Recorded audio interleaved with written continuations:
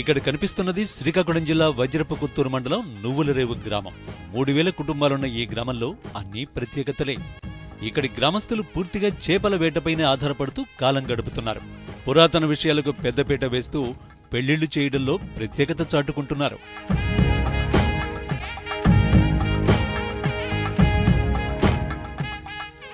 నువ్వులరేవు గ్రామంలో మేళతాళాలు, వేదమంత్రాల సాక్షిగానే జంటలు ఏకమవుతాయి. ఇందులో ప్రత్యేకత ఏముంది అనుకుంటే పొరపాటే.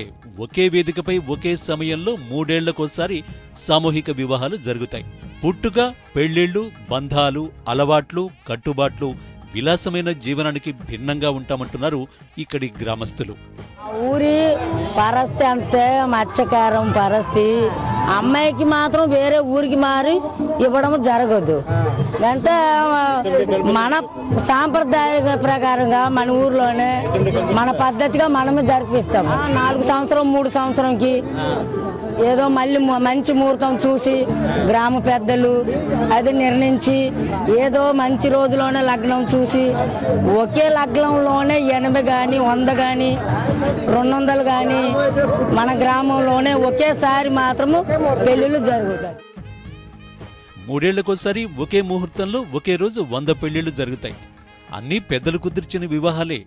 లగ్నం కూడా గ్రామదేవత పేరు మీదే పెడతారు. ఈ పల్లెలోని ఆడపిల్లను బయటికి పంపకుండా బంధుత్వం ఊళ్ళోనే కలుపుకుంటారు. ఊరంతా కలిసి పెళ్లి ఖర్చును భరిస్తారు. నూతన వధువరులకు ఒకే దగ్గర స్నానాలు చేయిస్తారు. పెళ్లి సమయంలో వధువుతో పాటు వరుడికి తాళి కట్టిస్తారు. వరుడికి నల్ల కళ్లద్దాలు తొడుగుతారు. మెడలో నోట్ల దండ వేయిస్తారు. పెళ్లి కూడా 4 రోజుల పాటు ఘనంగా జరుపుతారు. ఇక్కడ ట్విస్ట్ ఏంటంటే అమ్మాయికి 18, అబ్బాయికి 21 ఏళ్లు నిండాకే పెళ్లిపీటలపై కూర్చోబెడతారు. బాల్య వివాహాలకు ఈ ప్రాంతవాసులు పూర్తి వ్యతిరేకం.